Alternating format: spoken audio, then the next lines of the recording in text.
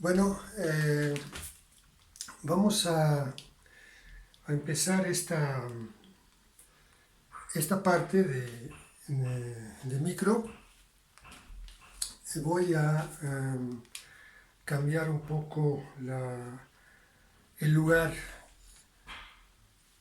y los instrumentos para grabar este video, a ver si sale mejor que los anteriores. A ver, esta parte de microeconomía es importante como la de mate en estas pruebas de ingreso a posgrados en economía. Todos los programas la incluyen. Incluso los programas como pueden ser los que les interesan más a ustedes, los programas de maestría de la UAM, cuya convocatoria ya salió, ¿no? Ya se pueden inscribir los que quieran, que se consideran programas, digamos, no convencionales, heterodoxos, como dicen. Incluso estos programas tienen una parte, al menos a nivel de selección, de microeconomía neoclásica, que es la microeconomía convencional, la que se debe estudiar desde la licenciatura. En los libros de texto como el Samuelson, el Parkin,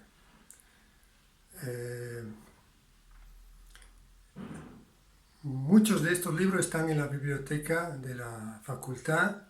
Todos estos libros de micro, ¿no? De teoría micro, el Varian inicial, no el Varian versión más avanzada por el momento.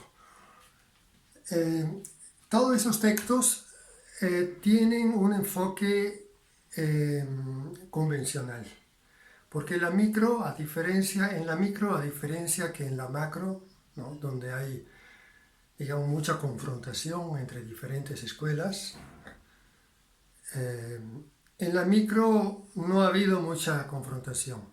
Se ha desarrollado mucho el pensamiento convencional, neoclásico, y no ha habido una igual evolución, ¿no? De un pensamiento alternativo, heterodoxo.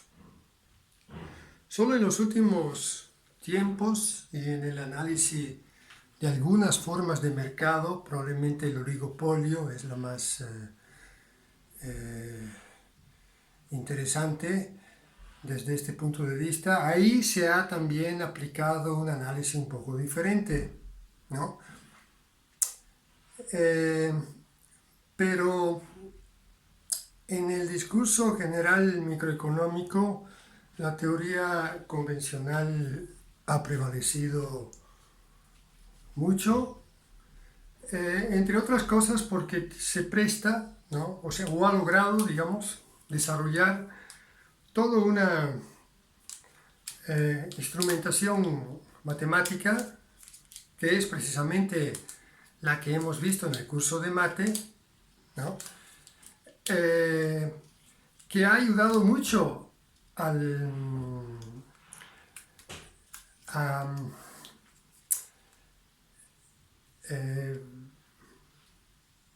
desarrollar esta teoría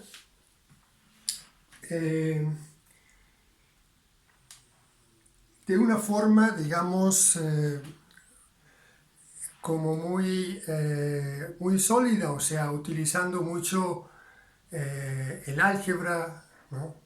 El cálculo diferencial, y eso como que daba al discurso económico una mayor fuerza, ¿no? Una base más sólida.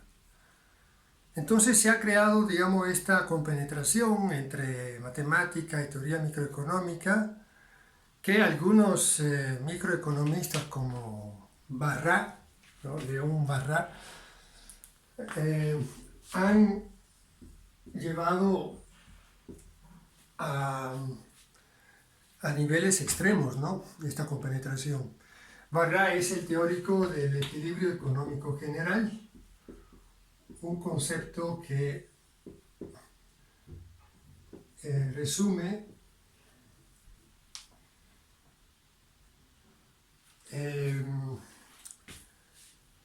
toda la teoría neoclásica del consumo, de la producción. Se ve como concretarse, ¿no? En ecuaciones,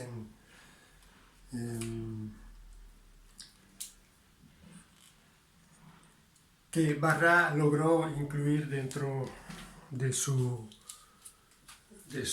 texto.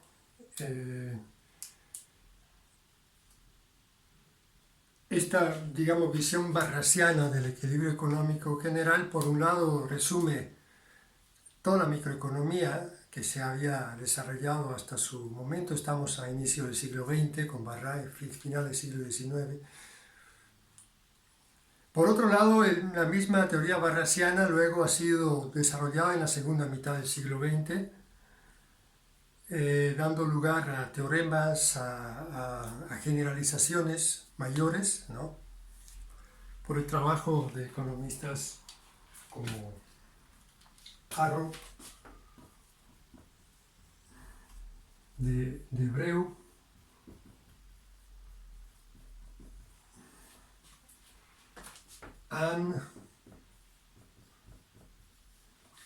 toda gente que ha recibido o ha estado a punto de recibir el Premio Nobel de Economía. Bueno, todo eso, digamos, es para decir que hay que tomar en serio esta teoría micro. Por eso hemos hecho también esta inversión un poco larga en lo de la mate, porque en el discurso microeconómico se utiliza mucho, ¿no? El instrumento matemático. Y también porque usted lo necesitaba, ¿no? Porque en sí hemos visto que la preparación, el nivel promedio de preparación que tiene no les puede, en cuanto a matemática por lo menos, no les permite competir en igualdad de condiciones con estudiantes de mejores universidades. Entonces es necesario, ¿no? este esfuerzo. Los insumos teóricos están ahí. Si quieren preguntar por ejercicios, porque es muy importante que realicen los ejercicios que les hemos enviado y lo que les voy a enviar ahora en esta parte, y también que ustedes mismos se busquen otros. Aquí tenemos, veremos, no hoy, porque hoy voy a dar una visión un poco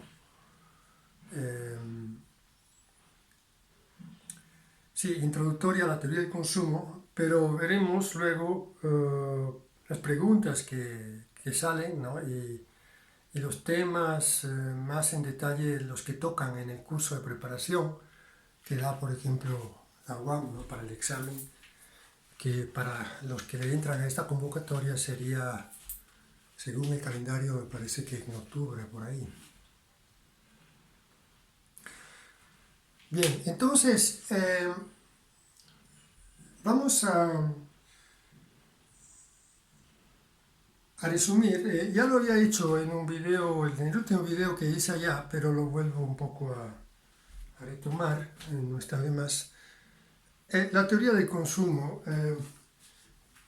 La teoría microeconómica neoclásica tiene como esos dos, ¿no? apartados. La teoría del consumo, por un lado, que nos permite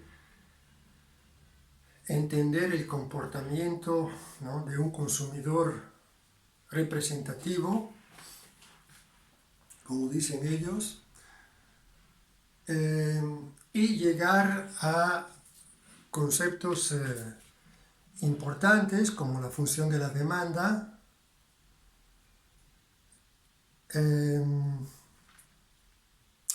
la teoría de la producción, ¿no?, con la cual vemos el comportamiento de los productores, que son las empresas, ¿no?, que producen bienes y servicios y que los venden a los consumidores, ¿no?, para realizar utilidades. Y todo esto, tanto la teoría del consumo, no tanto la teoría del consumo, sino en parte la teoría del consumo también, pero sobre todo la teoría de la producción, debe ser, digamos, vista dentro de una forma de mercado. Porque los productores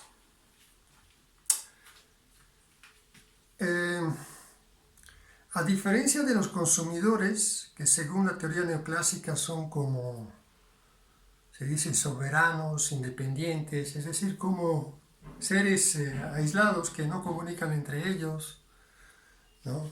Se hace mucho el ejemplo de Robinson Crusoe, ¿no?, ese personaje de la literatura que vive en una isla, ¿no?, desierta, y tiene que arreglársela, ¿no?, con lo que hay y construir una mini economía, digamos, ¿no?, una mini economía donde tiene que producir para poder consumir, pero también puede ahorrar, ¿no?, etc. Sin entrar en contacto con otras personas. Por eso esta figura, ¿no?, del Robinson Crusoe representa bastante bien la idea neoclásica, por lo menos del comportamiento del consumidor. Porque cuando hablamos de producción, va a ser bastante difícil seguir manejando este supuesto de que un productor actúe independientemente de los demás, ¿no?, de forma, digamos, separada, autónoma. Los productores interactúan, ¿no?, entre ellos, porque en los mercados de los diferentes productos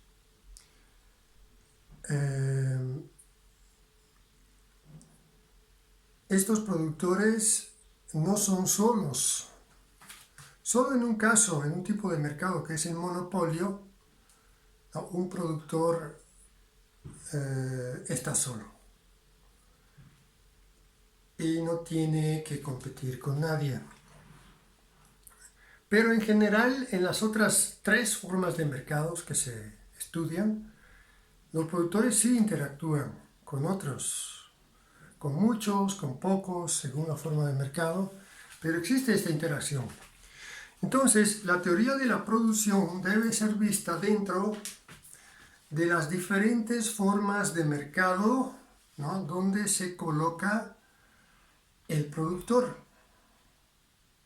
Por lo tanto, veremos una teoría de la producción para los mercados competitivos,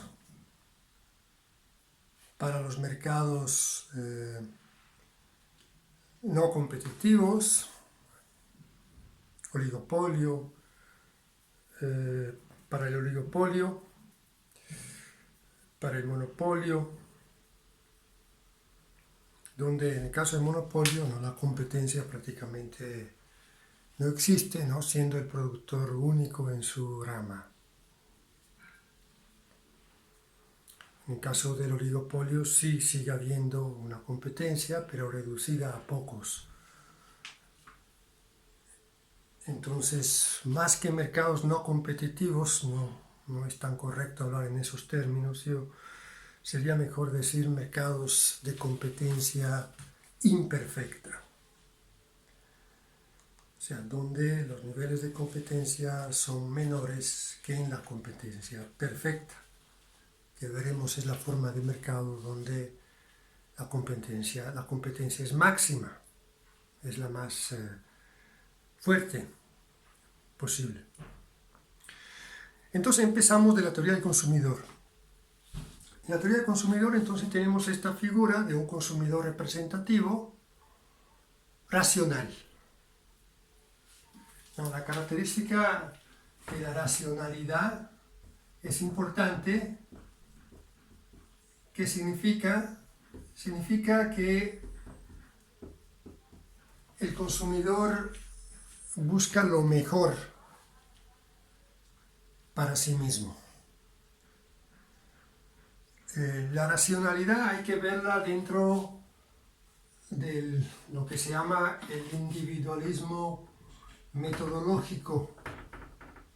Es decir, los seres, en este caso consumidores, tienen comportamientos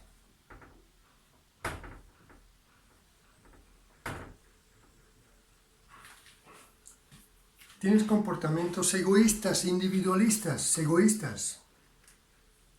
No hay espacio aquí en esta teoría, por lo menos por buena parte, para personas, digamos, solidarias, que actúan de acuerdo a intereses que no son propios, sino de otras personas, pueden ser familiares o no. Aquí el consumidor es un consumidor que busca maximizar el bienestar personal. Ese bienestar personal lo llamamos utilidad y lo indicamos con la letra U. Fíjese, cuando hablamos de utilidad en la teoría del consumo, no hay que confundirla con la utilidad que luego veremos se atribuye a los productores. Esa utilidad es monetaria y es la ganancia. Por eso yo, hablando de la teoría del productor, no hablaría tanto de utilidad, hablaré más de ganancia, para no confundirla con esta, que es esta utilidad aquí no es dinero, no se mide en dinero, no se mide en pesos. Se puede medir, o a veces ni siquiera se necesita medir. A veces solo se necesita hacer comparaciones entre las distintas opciones posibles que dan utilidad. Estas diferentes opciones, hablando de consumo, son las canastas de bienes. Las canastas de bienes y servicios. Donde la canasta es estas canastas son combinación de bienes más servicios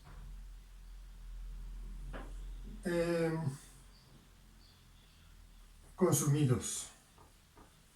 O sea que un consumidor puede comprar y consumir.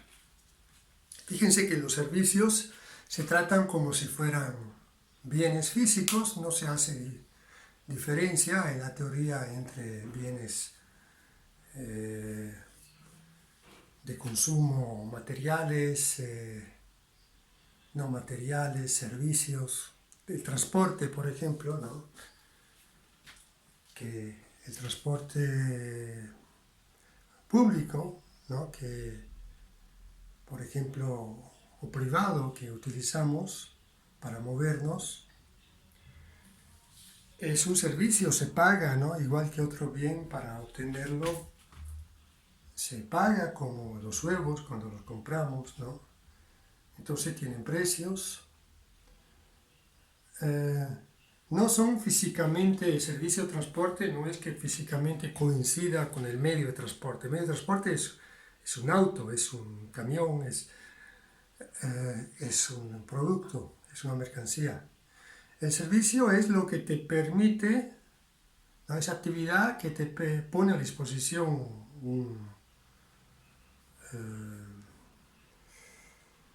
un chofer de taxi o de combi, ¿no? que te permite transferirte con el medio que posee, ¿no?, esta persona o que alquila, de un lugar a otro. Entonces ahí no se compra el producto, se compra el servicio, el poder pasar, ¿no?, el poder ser levantado en un lugar para bajar en otro, donde se necesita llegar, ¿no? Entonces, la utilidad que un consumidor deriva, veremos que a veces se le da un valor numérico, pero este valor numérico es para tratar de medirla, pero no son pesos. Es un índice. Un índice quiere decir un número, ¿no?, que cuantifica la utilidad que deriva una persona del consumo de bienes. Estos bienes que consumimos los reducimos aquí a dos: un bien X y un bien Y, o un bien X sub 1 y X sub 2, el otro. Los libros de texto usan diferentes simbologías.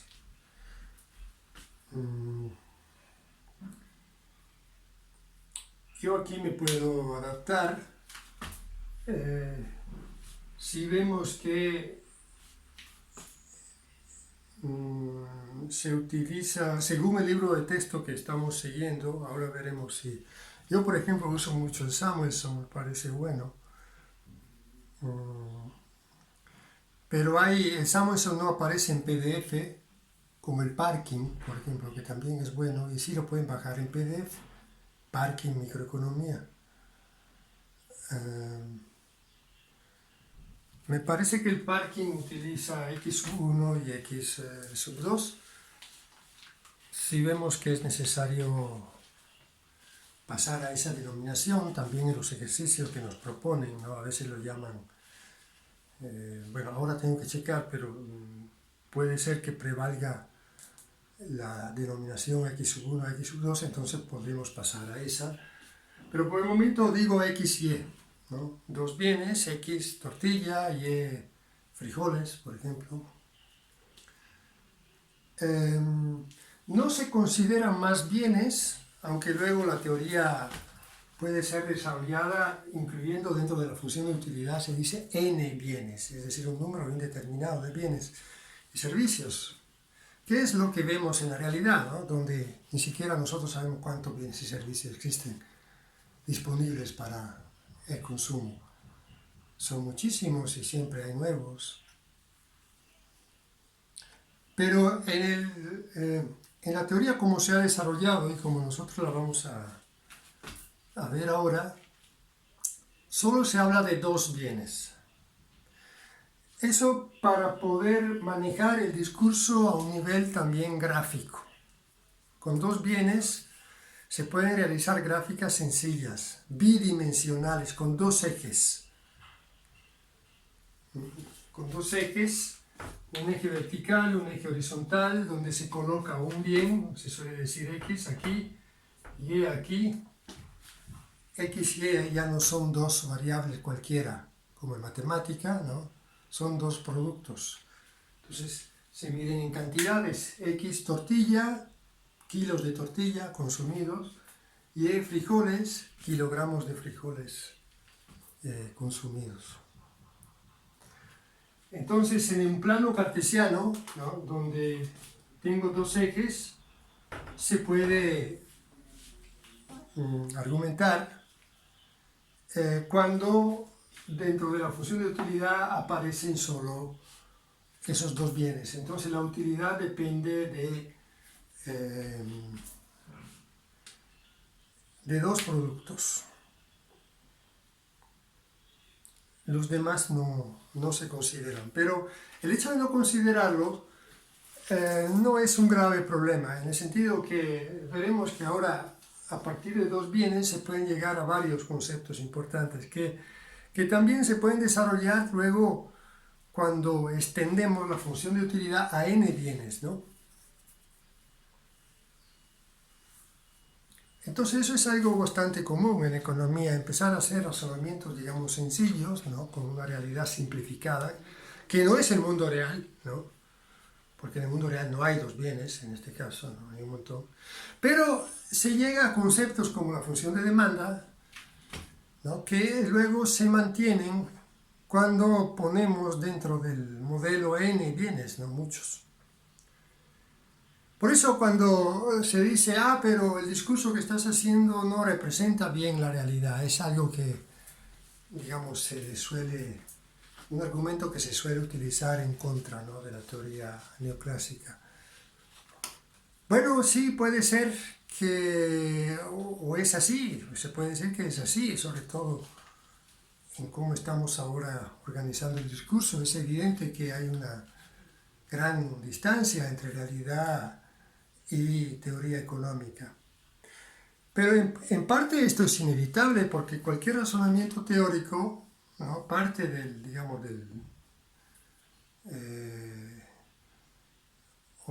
digamos, se justifica por el intento de entender comportamientos reales. Pero con la teoría se suele, digamos, generalizar, se suelen hacer hipótesis simplificadoras, porque la teoría no puede reproducir tal cual la realidad. No se puede. Eso es imposible. Si la teoría fuera una reproducción de la realidad tal cual, no sería posible desarrollarla como teoría. Sería una descripción, ¿no? Del mundo real poco interesante, porque no permitiría llegar a teoremas, a generalizaciones, ¿no? Como veremos se suele hacer dentro de la teoría neoclásica microeconómica. Bien, entonces,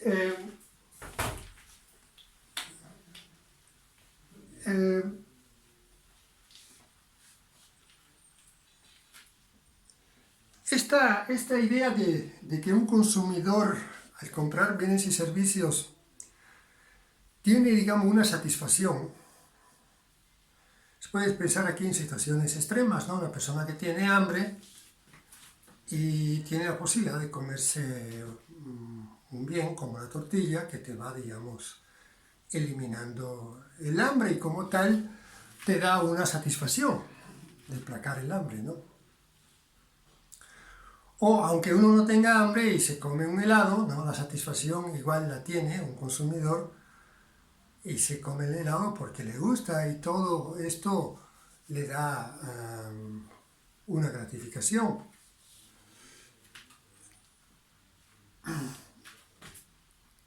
Y esa la llamamos utilidad y le damos como a veces un valor numérico, ¿no? Que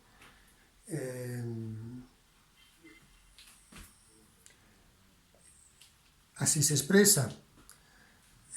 Cuando se le da un valor numérico se habla de utilidad en sentido cardinal y de visión cardinalista, donde cardinal quiere decir de números cardinales, o sea, los números 1, 2, 3, que permiten, digamos, medir, ¿no? La utilidad. Entonces yo tengo una utilidad en consumo de un kilo de tortilla en este momento igual a 100, por ejemplo. Y en base a eso luego voy ordenando, ¿no?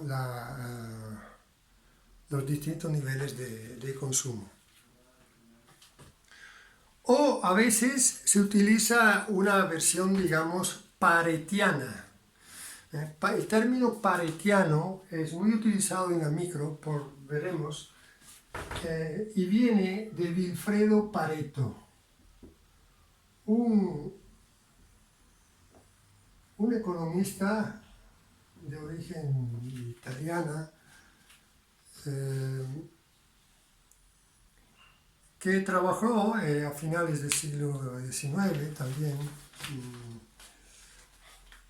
que trabajó la teoría neoclásica y la sacó adelante, ¿no? Con varios aportes. Y uno, por ejemplo, es esta, digamos, visión ordinalista, se dice, de la utilidad. Es decir, Pareto no consideraba importante medir la utilidad que un sujeto tiene del consumo de una canasta, sino poder comparar las distintas utilidades que hay cuando se comparan diferentes canastas, ¿no?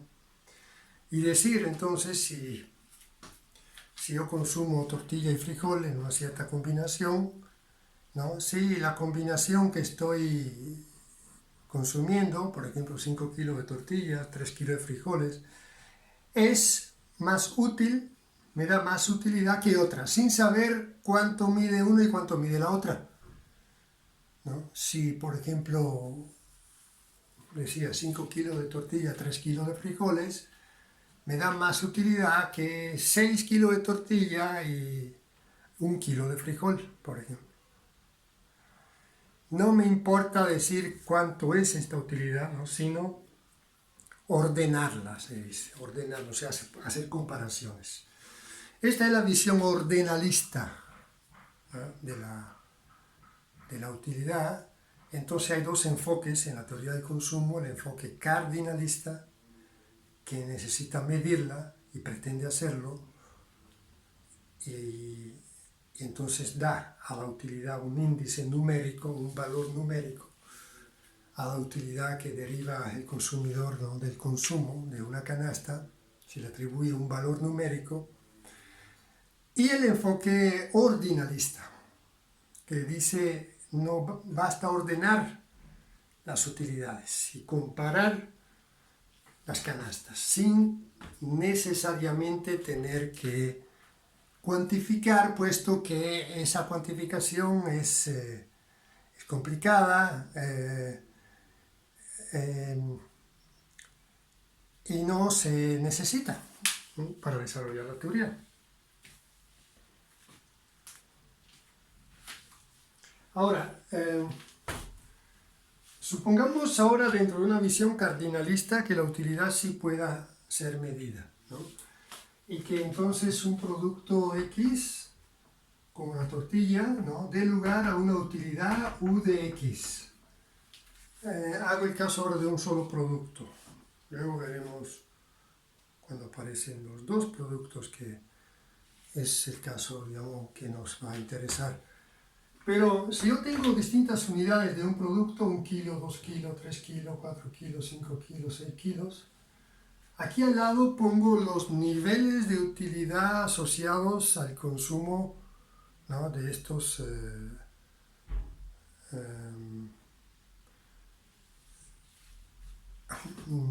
de este producto, la tortilla. Por ejemplo, aquí le doy el valor 50.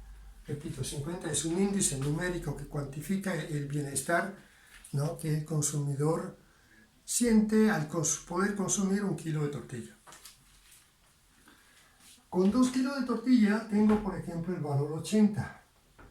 Con 3, el valor, por ejemplo, 96. Con 4, 106. Con 5, 110. Con 6, 112. Estos valores que estoy atribuyendo no son casuales, ¿no? Permiten ver lo que llamaremos ahora el principio de la utilidad marginal que decrece, ¿no? Es decir, defino la utilidad marginal, le llamo así, como el incremento, ¿no? de utilidad que obtengo cuando incremento de una dosis el consumo de un producto. Usando el cálculo diferencial, esta es una derivada. La utilidad marginal se escribe así, como derivada. Si no conozco bien el cálculo diferencial o estoy haciendo un ejemplo numérico como esto, en lugar del operador d, que es el diferencial, que quiere decir incremento infinitésimo, utilizo el delta, ¿no? Delta U sobre delta X, esta es la utilidad marginal de X. Pero escrita a través de las variaciones unitarias, se dice. Es decir, incremento de una unidad el consumo de X, ¿cuánto crece la utilidad? Siempre es la utilidad marginal, pero sin uso, digamos, del cálculo diferencial. Veremos que cuando tenemos la función de utilidad como tal, o sea, como función matemática, ¿no?, se puede proceder al cálculo de utilidad marginal de esa manera. Si tengo una tabla de valores, como será al inicio, que manejamos valores numéricos también para simplificar el discurso, entonces la utilidad marginal, ¿no?, la escribo aquí al lado,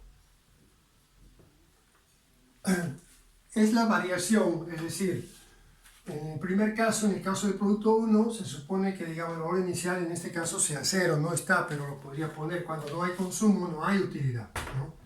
Eso es lógico. Pasando de 0 a 1, o sea, cuando empiezo a consumir un kilo de tortilla, aparece una utilidad, entonces el incremento de utilidad es 50. Pero cuando paso de 1 a 2, el incremento, como ven, baja, es de 30.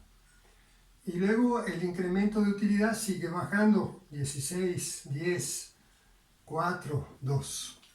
Este es, digamos, un principio importante de la teoría que aquí lo vemos en un ejemplo, ¿no?, muy sencillo. Se llama el principio de la utilidad marginal decreciente.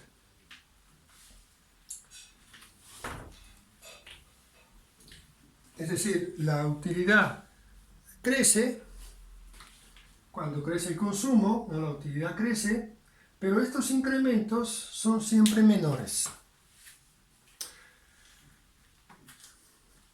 Aquí, si seguimos con el ejemplo de la tortilla, o pueden hacer otros, como se suele hacer mucho el ejemplo del vaso de agua, por ejemplo, ¿no?, de un atleta, un amante del deporte que va a correr, ¿no?, y que empieza a tener sed, termina de correr y puede comprarse una botellita de agua. Le da una fuerte utilidad esa primera botellita de agua. Pero si compra una segunda, como su deseo de tomar agua ya en parte se logró satisfacer, ¿no?, con la primera botellita, entonces la segunda botellita da un incremento de utilidad menor, ¿no?, que la primera, porque cuando tomé la primera tenía una gran necesidad de tomar agua, venía de un esfuerzo, y con la segunda ya menos, porque ya con la primera botellita de agua, no, mi deseo de tomar agua se fue placando, se fue satisfaciendo mi necesidad de consumo. Y luego así, cuando viene la tercera, el incremento de utilidad es menor, ¿no?, y sigue siendo positivo, como ven. La utilidad marginal en este ejemplo sigue siendo positiva, quiere decir que cada botellita me hace incrementar la utilidad. Aunque si siguiéramos aquí en el ejemplo, probablemente podrían aparecer valores 0 y negativos, ¿no?, en esta tercera columna.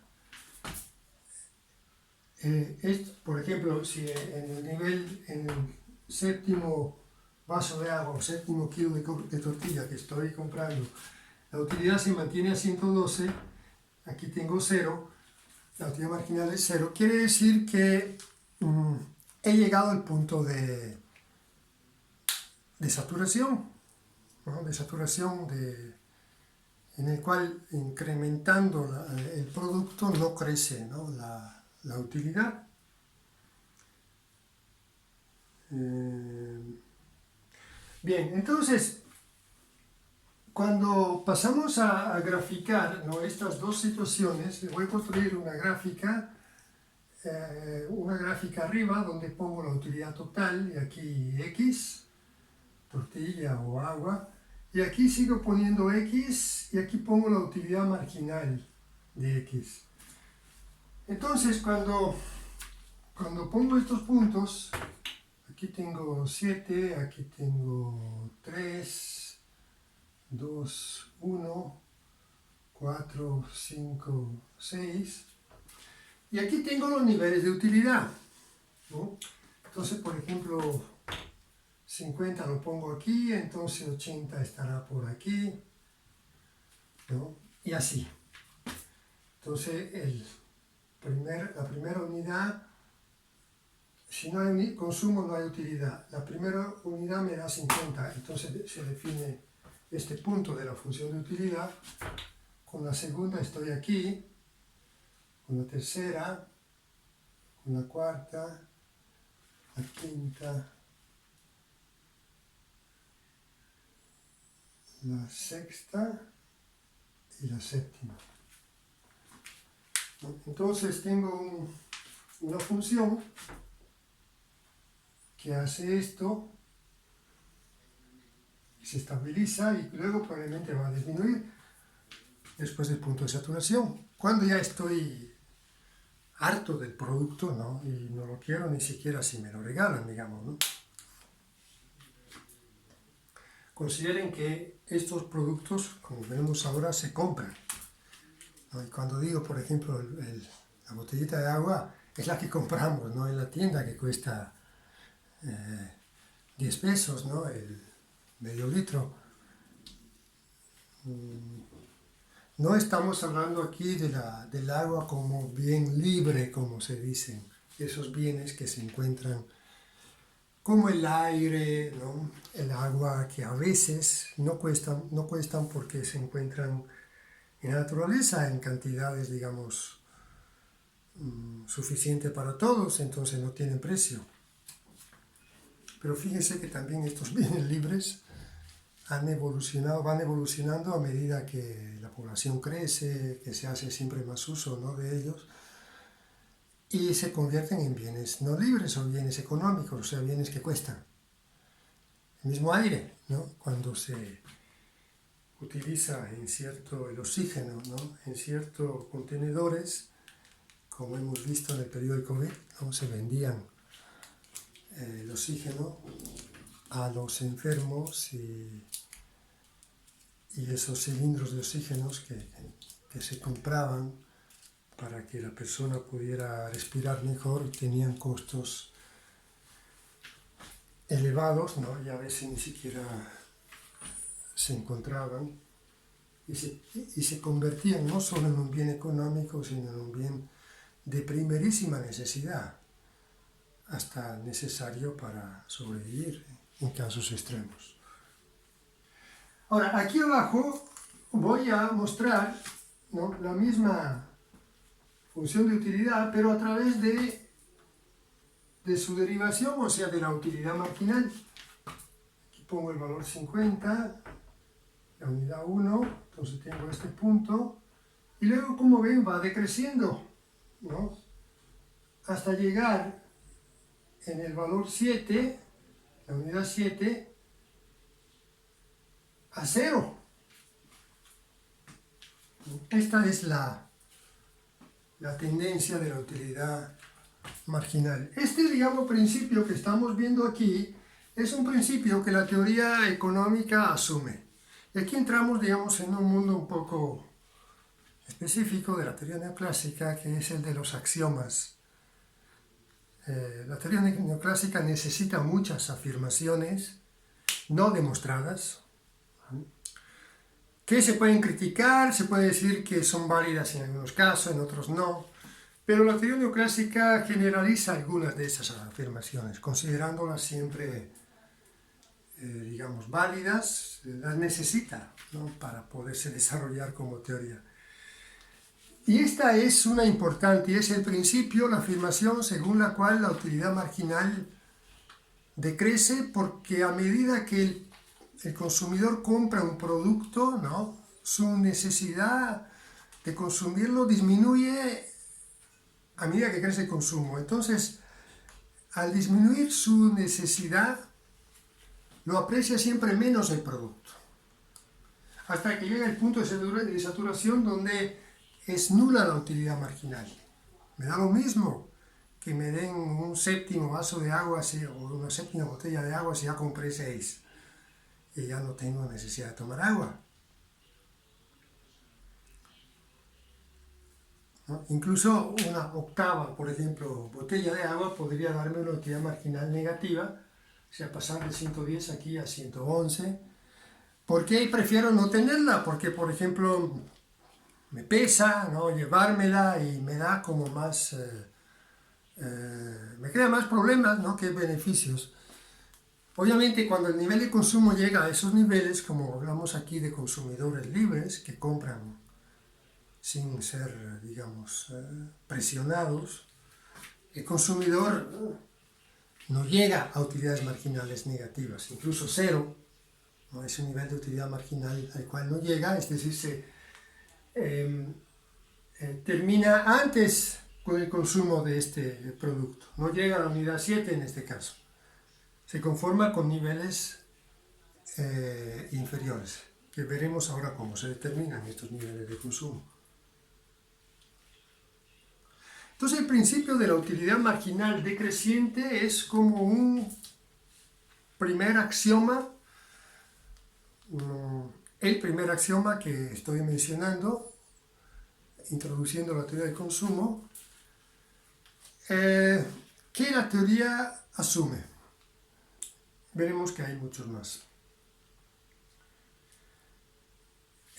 La función de utilidad, por lo tanto, como ven aquí, hace así, o sea, crece la utilidad, pero no crece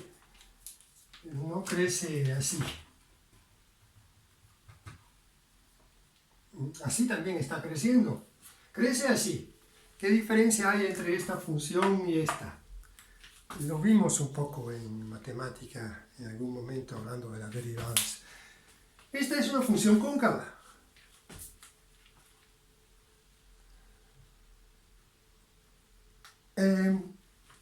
Esta es una función convexa.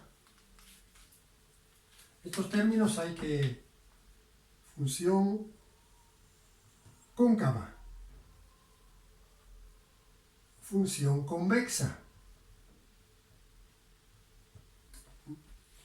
Función convexa, función cóncava. En términos matemáticos, las dos funciones crecen, entonces tienen una derivada primera, si recuerdan lo que dijimos sobre las derivadas, positiva. Es decir, cuando yo tengo una función de utilidad, ¿no?, que depende de X y Y probablemente de otros bienes, puedo decir que la derivada sobre X o también sobre Y es positiva. Crece la utilidad creciendo el consumo hasta que llego al punto de saturación. Pero la función también se puede escribir así, U' de X mayor que 0. Pero la función crece, vean aquí, este es el incremento inicial de la utilidad. El segundo es este. Estos segmentos verticales muestran los aumentos, ¿no? El tercer incremento es este, el cuarto es este, el quinto es este, el sexto, hasta que con el séptimo no hay ningún incremento. Como ven, el incremento, que es la distancia vertical, va disminuyendo. Es decir, la derivada segunda de la utilidad, un segundo X, es negativa. La derivada primera es positiva, pero la derivada segunda es negativa. La función crece, pero es cóncava. A diferencia que en este caso, ¿no?, donde si ustedes hacen el mismo razonamiento, verán que los incrementos son siempre mayores. Porque aquí la función de utilidad sería convexa. Pero esta situación la teoría la descarta. La utilidad marginal crece, pero la utilidad marginal, digamos, es positiva, no crece, la utilidad marginal es positiva, pero decrece. Empieza con valores altos y va disminuyendo. Entonces la función de utilidad sí crece, pero es cóncava. Hay una manera, digamos, en términos matemáticos, geométricos, ¿no?, de ver la convexidad, concavidad de una función, y es decir, bueno, tengo esta función, ¿La función es cóncava o convexa? En primer lugar hay que individuar un punto de ella, porque puede ser que la función cambie de concavidad a lo largo de ella. No es este caso. Este caso es cóncava siempre. Yo busco un punto aquí. Tiro la tangente al punto. Es decir, la recta tangente a la curva en ese punto. Si la recta está arriba, es cóncava. Si la recta está abajo, como es aquí, en el caso de una función, de una supuesta función de utilidad que fuera convexa, yo busco un punto, tiro la tangente, ven que está abajo. Tangente está abajo, función convexa. Tangente está arriba, la función es cóncava. En ese punto. Pero podría variar. Vean aquí. Si la función hace esto, ven que en todo este tramo la función es cóncava porque las tangentes están arriba, ¿no? Pero luego hay un punto que se llama punto de inflexión, que es donde la derivada segunda se anula de la función. Y de ahí en adelante las tangentes están abajo. ¿Ven? Están abajo, entonces la función se hace convexa. El punto donde la función cambia concavidad y empieza a pasar de cóncava a convexa o viceversa, se llama punto de inflexión.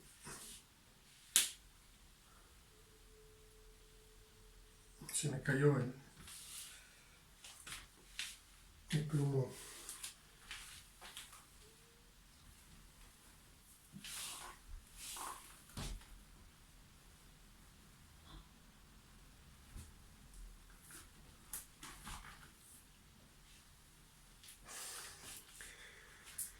Bueno, aquí está.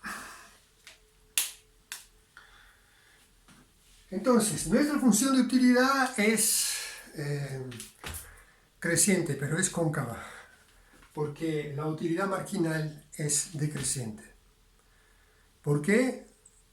Es un axioma, es decir, es una afirmación que la teoría neoclásica realiza, según los teóricos se basa sobre comportamientos observables. Se podrían decir que existen situaciones reales donde no se respeta, ¿no?, este principio, pero ellos dirían, bueno, pero en la generalidad de los casos sí es así. Las necesidades, a medida que se consume un producto, la intensidad con la cual se siente el bienestar comprando el producto, ¿no?, la intensidad de la satisfacción que uno tiene disminuye a medida que el producto se va consumiendo.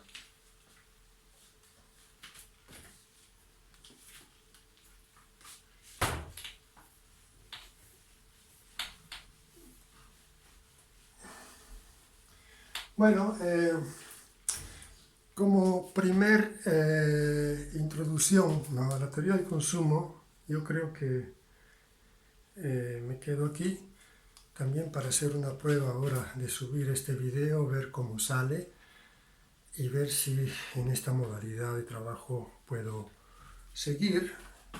Entonces me quedo aquí y nos vemos en el próximo, cuando empezaré a hablar de la teoría de la demanda.